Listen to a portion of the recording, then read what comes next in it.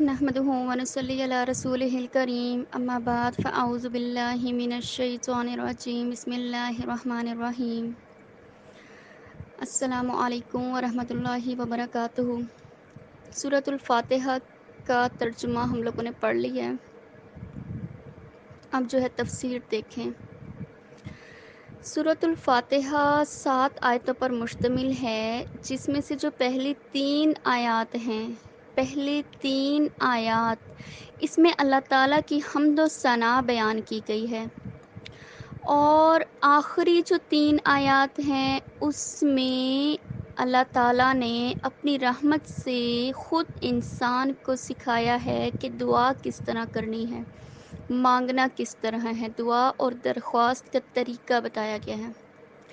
اور جو درمیان میں چوتھی آیت ہے، ایاک نعبد و ایاک نستعین، اس میں جو پہلا ہے ایاک نعبد، اس میں اللہ تعالیٰ کی حمد و ثنا، اور ایاک نستعین جو ہے وہ بندے کے لیے درخواست کا طریقہ ہے۔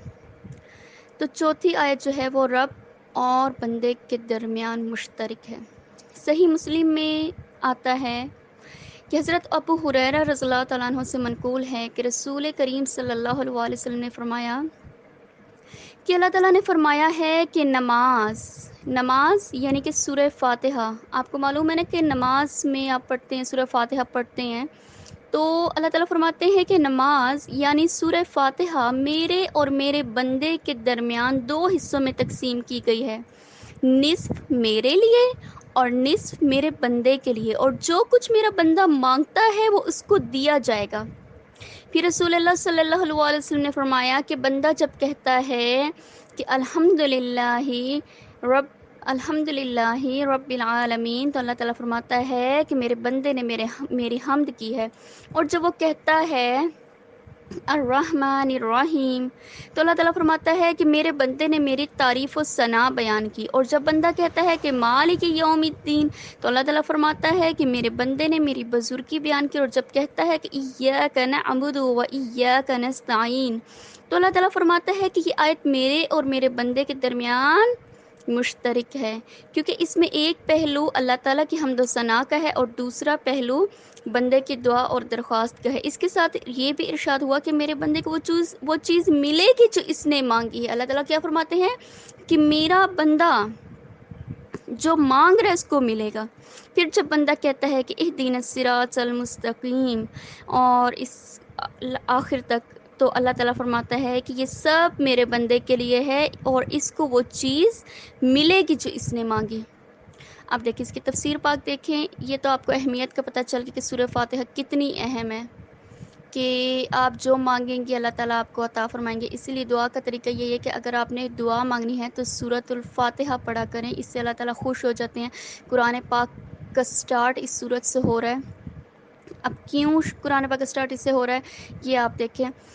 الحمدللہ، تمام تعریفیں للہ، اللہ کے لیے ہیں۔ لفظ اللہ جو ہے وہ اللہ تعالیٰ کا ذاتی نام ہے، اس کے علاوہ جتنے نام ہیں 99 یا جتنے بھی، وہ تمام اللہ تعالیٰ کے صفاتی نام ہیں۔ اللہ تعالیٰ فرماتے ہیں کہ جتنی بھی تعریفیں، ہم دیکھیں دنیا میں کوئی بھی تعریف کرے گا نا، تو اگر میں کسی پھول کی تعریف کرتی ہوں تو وہ پھول کس نے خوبصورت بنایا؟ وہ اللہ نے بنایا۔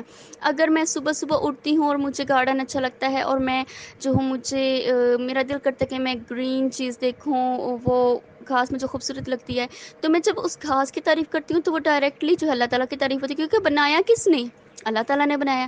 اگر میں کسی درخت کی تعریف کرتی ہوں، اگر میں چاند کی تعریف کروں، اگر میں سورج کی تعریف کروں، اگر میں کسی پرندے کی تعریف کروں، کسی چیز کی بھی تعریف کروں، تو وہ بیسیکلی کیا ہوتا ہے؟ وہ اللہ تعالیٰ کی تعریف ہوتی ہے۔ کیوں اللہ تعالیٰ کی تعریف ہوتی ہے؟ کیونکہ وہ رب العالمین ہے، وہ رب ہے، تمام جہانوں کو پالنے والا ہے۔ رب کہتے ہیں پالنے والے کو، پرورش کرنے والے کو۔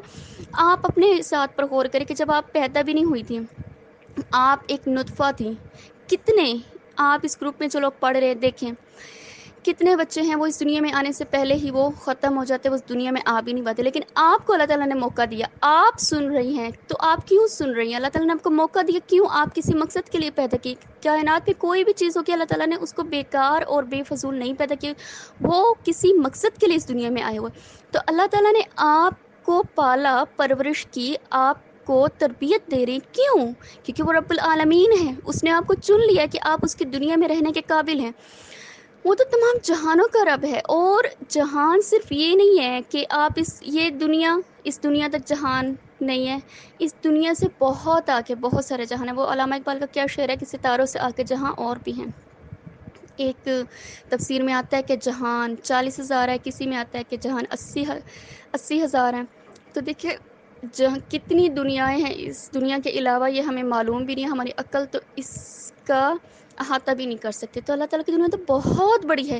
اگر آپ کو موقع ملے تو کہ آپ ایک ایسا قرآن پاک پڑھ رہی ہیں جس کو لکھنے والے اللہ کی ذات ہے، جو رب العالمین ہے، تو کوئی مقصد ہوگا نا کہ آپ یہاں ہیں. تو دیکھیں تمام تعریف اللہ تعالیٰ کے لیے، آپ یا میری کوئی تعریف نہیں ہے، ساری تعریف اللہ کے لیے ہیں. کیوں؟ آگے اللہ تعالیٰ بتاتے ہیں. یہ دیکھیں پہلی آیت میں اللہ تعالیٰ کی تعریف بیان ہو گئی، حمد و ثنا بیان ہے. دوسری آیت میں کیا ہے کہ الرحمن، وہ تو نہایت رحم کرنے والا ہے، وہ تو نہایت مہربان ہے، وہ بہت مہربان ہے، وہ بہت رحم کرنے والا ہے. یہ دو صیغے مبالغے کے ہیں، یعنی اس میں اللہ تعالیٰ نہایت اور بہت کے صیغے میں جو ہے نا اللہ تعالیٰ ہمیں سمجھانا چاہ رہے ہیں کہ دیکھیں آپ محتاج ہیں اللہ تعالیٰ کے. اللہ تعالیٰ کسی کا محتاج نہیں ہے. اللہ تعالیٰ نے اس دنیا کو پیدا کیا تو اس لیے نہیں پیدا کیا کہ اللہ تعالیٰ کو اس سے کوئی فائدہ ہوگا، نہیں. ہم اگر اس دنیا میں آئیں تو ہمیں اللہ تعالیٰ اپنی رضا عطا فرمائیں گے، جنت عطا فرمائیں گے. تو ہم کیا ہیں؟ وہ تو رحمان ہے، وہ تو رحیم ہے. اس نے رحم کیا تو ہمیں جو ہے اللہ تعالیٰ نے پیدا کیا، اور ہم اللہ تعالیٰ کے سامنے انشاءاللہ ایک دن جائیں گے. تو اللہ تعالیٰ تو بہت مہربان ہے، بہت رحیم ہے. پھر آگے جو ہے اللہ تعالیٰ اپنی ہم اس طرح بیان فرما کہ مالک یوم الدین، وہ مالک ہے یوم الدین، روز جزا کا. یوم کہتے ہیں دن کو، اور دین کہتے ہیں روز جزا، یعنی قیامت کے دن کا مالک ہے. یہ چیز بھی اللہ تعالیٰ کی تعریف کو بیان کری کہ دیکھیں اگر آپ اس دنیا میں آ ہی گئے ہیں، اگر آپ اس دنیا میں چل پھر رہے ہیں، کسی سے بات کر رہے ہیں، اگر آپ اس دنیا میں کھا پی رہے ہیں، تو ایک دن آپ کو اللہ کے حضور پیش ہونا ہے، اللہ کو حساب کتاب دینا ہے. دیکھیں اگر آپ کسی مارکیٹ جاتی ہیں، کسی دکان میں جاتی ہیں، آپ کو ایک ٹرالی دی جاتی ہے کہ آپ خریدیں، لیں جو چیز لینی ہے. آپ شیمپو لیتی ہیں، صابن لیتی ہیں، آپ اس شاپ میں سے کچھ بھی لے سکتی ہیں، جو آپ کی ضرورت کی چیزیں ہیں آپ سب کچھ لے رہی ہیں. لیکن ایک ٹائم آتا ہے جب آپ کو کیشیئر کے پاس جانا پڑتا ہے، اس کو بتانا ہوتا ہے کہ ہم نے یہ چیزیں لی ہیں، اس چیز کے اتنے پیسے ادا کرنے ہیں. تو آپ کو کیشیئر کا ڈر ہوتا ہے کہ ہم نے اس کو ادائیگی کرنی ہے. تو پھر آپ کیا کرتی ہیں کہ آپ جو ہے حد سے تجاوز نہیں کرتی، آپ پوری دکان لوٹ کے نہیں لے جاتی، آپ اتنی لیتے جتنی آپ کی ضرورت ہوتی ہے. تو دیکھیں ایک دن ہمیں اپنی ہر چیز کا حساب دینا ہے. ہم نے کتنے کپڑے پہنے، کیا اللہ تعالیٰ نے جب ہمیں نیا کپڑا عطا کیا، کیا ہم نے پرانا کسی کو صدقہ کیا؟ کیا ہم نے اگر کسی نے ہمارے ساتھ کوئی بری بات کی، کیا ہم نے اس کے بدلے میں بری بات کی؟ کیا ہم نے گالی کے بدلے گالی دی، یا ہم نے کوئی اچھی بات بتا کے جس نے ہمارے ساتھ کوئی غلط کیا اس کو کچھ اچھا سبق بھی دیا؟ تو یہ کیا ہے؟ یہ اللہ تعالیٰ کا احسان ہے ہم پر کہ ایک دن ہم نے اللہ تعالیٰ کے سامنے جانا ہے. اگر اللہ تعالیٰ کا ہمیں خوف نہ ہوتا، خوف الہی عطا نہ کیا جاتا، تو یہ دنیا تو کب کی جو ہے مٹ چکی ہوتی. یہ اللہ تعالیٰ کا خوف ہے، یہ اللہ تعالیٰ کا کرم ہے کہ ہم آج تک جو ہے یہ دنیا جو ہے یہ قائم ہے، اور ایک دن ہم نے اللہ تعالیٰ کے روبرو پیش ہونے ہیں. آگے دیکھیں ایاک نعبد، جب ہمیں معلوم ہوگی کہ تمام تعریفیں اللہ کے لیے، جب ہمیں معلوم ہوگی کہ ہمارے پالنے والا، ہمارے روزی رزق، ہمارے معاملات، ہماری زندگی میں کس نے آنا ہے، کس نے جانا ہے، سفر حضر، ہر چیز کا ہمیں پتہ چل گیا کہ اس کے اوپر ایک ذات ہے، اس کو ہم نے حساب کتاب دینا ہے. تو پھر ہم نے کیا کیا کہ پھر انسان جھک گیا. انسان نے کیا کہا ایاک نعبد، اے رب ہم تیری ہی عبادت کریں گے. یہاں اللہ تعالیٰ کی وحدانیت، اللہ تعالیٰ کی توحید کا بیان ہے کہ لوگ ہم تیری ہی عبادت کریں گے. اب دیکھیں عبادت کو آپ کبھی بھی یہ نہ کہیں کہ نماز اور روزے کے ساتھ. عبادت آپ کی نماز بھی ہے، عبادت آپ کا روزہ بھی ہے، عبادت آپ کا حج بھی ہے، عبادت آپ کی زکوٰۃ بھی ہے، عبادت آپ کس کے ساتھ جھوٹ بولتے ہیں، کس کے ساتھ چغلی کرتے ہیں، کس کے ساتھ آپ کے کیا معاملات ہیں. اور یہ کہ اچھی بات کا آپ نے پھیلایا، آگے اس کی تعلیم دی، کوئی برائی ہو رہی ہے تو آپ نے اس کو روکا. مومن کا یہ حق ہوتا ہے کہ یا تو برائی دیکھے تو وہ اس کو زبان سے روکے، نہیں اس میں طاقت تو پہلے ہاتھ سے روکے، پھر زبان سے روکے، اور پھر اگر اس کی بھی طاقت ہے تو دل میں برا جان. کیا آپ نے کوئی برائی ہوئی ہے تو کیا دل میں بھی اس کو برا جانا ہے؟ اگر تو جانا ہے تو پھر ٹھیک ہے، آپ عبادت کر رہے ہیں. ایاک نعبد، یعنی کہ ہم تیری ہی عبادت کریں گے، تیرے سوا ہم کسی کی کوئی عبادت نہیں کریں گے. وَإِيَّاكَ نَسْتَعِينُ، اور تجھ ہی سے مدد چاہتے ہیں. اللہ تعالیٰ کو بہت پسند ہے کہ دعا کی جائے تو صرف اللہ تعالیٰ سے کی جائے، اور دعا ہم کسی نبی سے نہیں کر سکتے، کسی ولی سے نہیں مانگ سکتے کہ ہمیں یہ چیز عطا کر دیں، ہم کسی بزرگ سے نہیں کہہ سکتے کہ ہم عطا کر دیں. ہم امید صرف اللہ کی ذات سے رکھ سکتے ہیں. ہر معاملے میں ہم اللہ تعالیٰ سے امید رکھ سکتے ہیں، اللہ کے سوا کسی انسان سے کوئی امید ہم رکھ نہیں سکتے.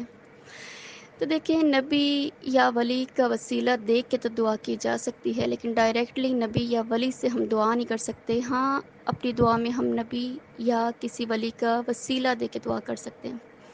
اہدنا الصراط المستقیم، دکھا ہم کو سیدھا رستہ.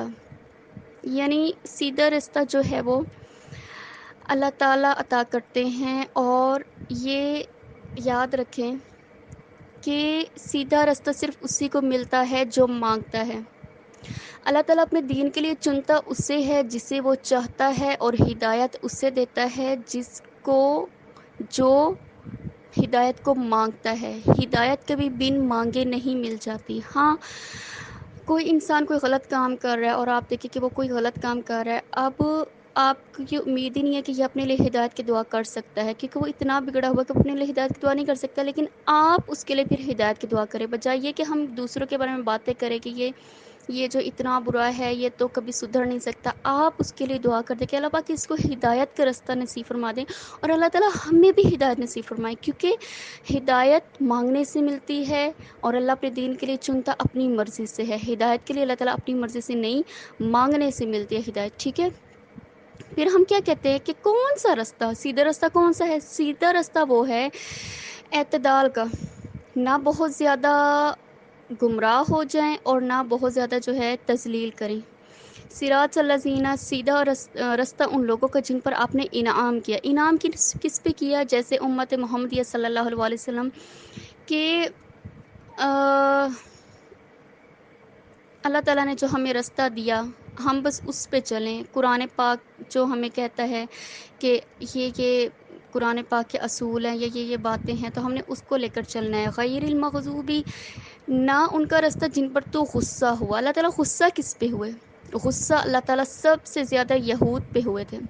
یہود ایک ایسی قوم ہے کہ جب بھی اللہ تعالیٰ نے ان کو کوئی نعمت عطا کی انہوں نے ناشکری کی، ان پر من و سلوہ اترا. آپ سورہ بقرہ پڑھیں گے تو آپ کو تمام باتیں معلوم ہو جائیں گی کہ یہود نے کس طرح کا کیا ناشکری کی ہے، نعمتوں کی ناشکری انہوں نے کی ہے. پھر انہوں نے انبیاء کو بہت زیادہ قتل کیا، تو یہ اللہ تعالیٰ کے غصے کا باعث بنے. تو ہم اللہ تعالیٰ سے وہ رستہ نہیں مانگتے جو یہود نے اپنایا، نہیں، ہم اللہ تعالیٰ سے غصے والا رستہ نہیں مانگتے. وَلَضَّالِّينَ، اور نہ ان کا جو گمراہ ہوئے. گمراہ کون ہوئے؟ گمراہ وہ ہوئے جو نصرانی جو حضرت عیسیٰ علیہ السلام پر ایمان لے کر آئے تھے. حضرت عیسیٰ پر جو لوگ ایمان لے کر آئے جیسے کرسچنز، وہ اپنے نبی کی اتنی رسپیکٹ کرنے لگے، اتنا ان کو درجہ دے دیا انہوں نے کہ انہوں نے کیا کہا کہ حضرت عیسیٰ علیہ السلام 3 خداؤں میں سے ایک خدا ہے. انہوں نے حضرت عیسیٰ علیہ السلام کو اللہ کا بیٹا قرار دے دیا. نعوذ باللہ. ہم اللہ تعالیٰ سے وہ رستہ نہیں مانگتے کہ نہ ہم کسی کی تعظیم میں اتنے حد سے بڑھ جائیں کہ ہم شرک کرنے لگیں، اور نہ ہم تذلیل میں یا برائیوں میں اتنے زیادہ جو ہے ہم گر جائیں کہ ہمیں جو ہے نعوذ باللہ انبیاء کو، یا آج کل تو انبیاء نہیں لیکن ہم علماء دین کو قتل کرنے لگ جائیں. علماء دین جو ہیں یہ بھی تو اللہ تعالیٰ کے، آپ کہہ لیں کہ نبی پاک صلی اللہ علیہ وسلم فرمایا تھا کہ جو علماء دین ہیں وہ انبیاء کے وارث ہیں. تو انبیاء کے وارثوں کو ہم قتل کرنے لگ جائیں؟ نہیں، ہمیں اللہ تعالیٰ وہ رستہ عطا فرمائے جن پر اللہ تعالیٰ نے اپنا انعام فرمایا. اور وہ کس کا رستہ ہے؟ وہ ہمارے نبی پاک صلی اللہ علیہ وسلم کا رستہ ہے، وہ صحابہ کرام کا رستہ. وآخر دعوانا الحمد للہ رب العالمین. السلام علیکم ورحمۃ اللہ وبرکاتہ.